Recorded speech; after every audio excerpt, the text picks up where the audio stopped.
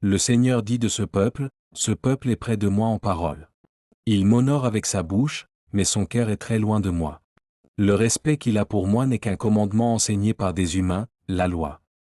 Livre d'Ésaïe, chapitre 29, verset 13. Parce que, les vrais circoncis, c'est nous. En effet, nous servons Dieu avec l'aide de son Esprit, nous nous vantons à cause du Christ Jésus, nous ne mettons pas notre confiance en nous-mêmes. Oui, moi, l'apôtre Paul, je persiste encore aujourd'hui à donner à la loi aucune valeur. Je vais même plus loin. Tout me semble une perte en comparaison du privilège inestimable d'avoir pu reconnaître en Jésus-Christ mon Seigneur. Le bien le plus précieux, celui qui, de loin, surpasse tous les autres, c'est de le connaître et de le comprendre de mieux en mieux.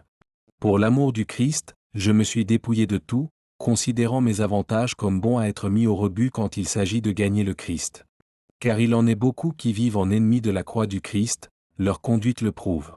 Je vous en ai souvent parlé, je vous les signale une fois de plus, les larmes aux yeux. Ils courent à leur ruine éternelle, ils ont leurs appétits pour Dieu, ils tirent vanité de ce qui fait leur honte et sont fiers de leurs infamies. Ils n'apprécient que le présent et le concret.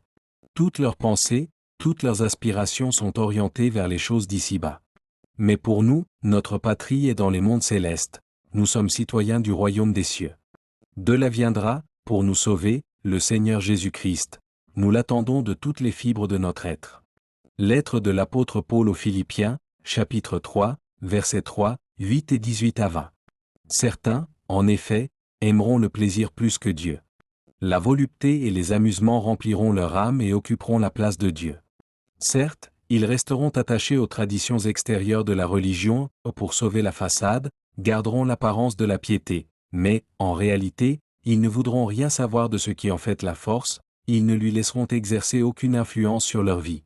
Aussi leur conduite démentira-t-elle leur profession de foi. Détourne-toi de ces gens-là et écarte-les de l'Église. Deuxième lettre de l'apôtre Paul au Timothée, chapitre 3, versets 4 et 5.